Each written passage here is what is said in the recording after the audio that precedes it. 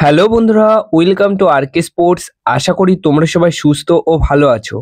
আজকের এই ভিডিওতে কিছু গুরুত্বপূর্ণ আপডেট শেয়ার করার আছে।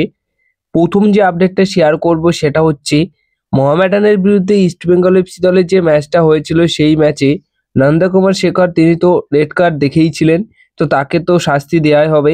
একটা ম্যাচের জন্য তাকে ব্যান করা হচ্ছে বা সাসপেন্ড করা হচ্ছে।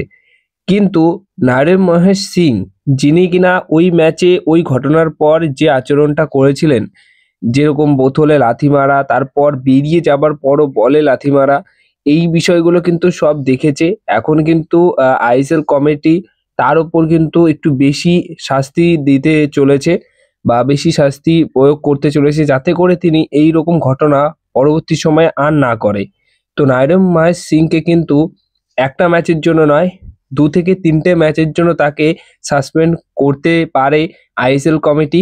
এছাড়া তাকে কিন্তু জরিমানাও করতে চলেছে, এমনটাও কিন্তু শোনা যাচ্ছে।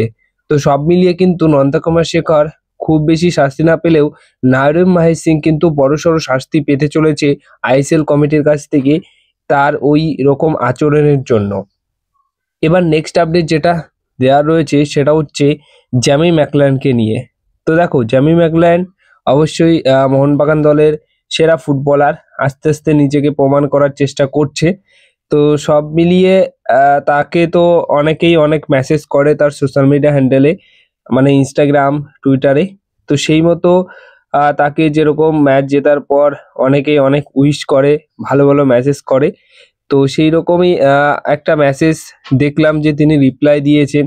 তিনি এটাই বলেছেন যে তোমরা যেভাবে সাপোর্ট করছো সেটা আমাদের জন্য অনেক ভালো এবং অনেক মোটিভেট হই আমরা।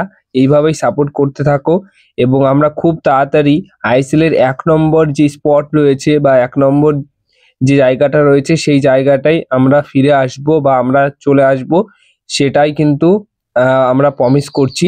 তো এরকমই কথা বলেন কিন্তু জ্যামি ম্যাকলারেন।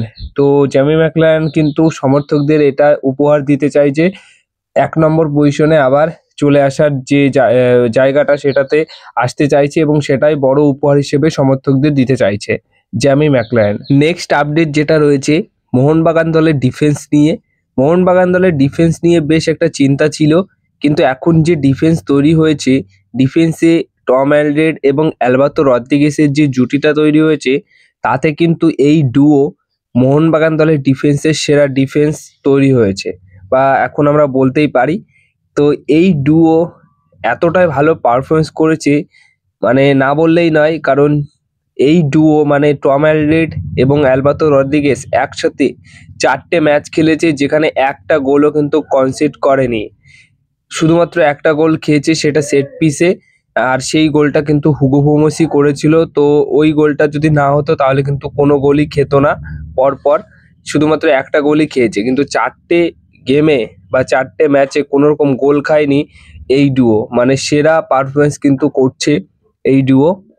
তো এরকমই পারফরমেন্স করলে কিন্তু আরও ভালো হবে। এবার নেক্সট আপডেট যেটা রয়েছে সেটা অবশ্যই অনিরুদ্ধ থাপাকে নিয়ে। তো অনিরুদ্ধ থাপার যে চোট, সেই চোট ঠিক হতে হতে 10 দিনের বেশি সময় লাগবে। আর আজ থেকে 10 দিন পর গিয়েই কিন্তু মোহনবাগান দলের ম্যাচ রয়েছে। তাই ম্যানেজমেন্ট এটা আশা করছে যে অনিরুদ্ধ থাপাকে জামশেদপুর এফসির ম্যাচে পাওয়া যাবে এবং কোচ মলিনাও এটাই আশা করেছে যে গ্রেগ স্টুয়ার্ট এবং অনিরুদ্ধ থাপা দুজনকেই একসাথে তিনি জামশেদপুর এফসির ম্যাচে পুরোপুরি অ্যাভেলেবেল পাবেন। এখন দেখা যাক, সময় আসলে কিন্তু তোমরা সেটা দেখতেও পারবে এবং জানতেও পারবে, এছাড়া খেলতেও দেখতে পারবে এই দুই ফুটবলারকে।